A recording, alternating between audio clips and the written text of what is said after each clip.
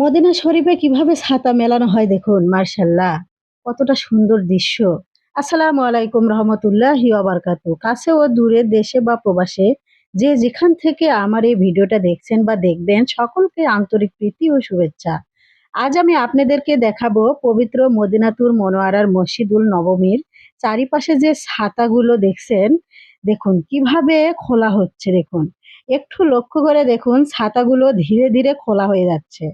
ছাতা যখন বন্ধ অবস্থায় থাকে একদম, তখন একটা খুঁটিতে পরিণত হয়, আর যখন খোলা হয় তখন দেখুন কতটা এরিয়া জুড়ে বটগাছের মতো সবাইকে, সব হাজিদেরকে ছায়া দেয়।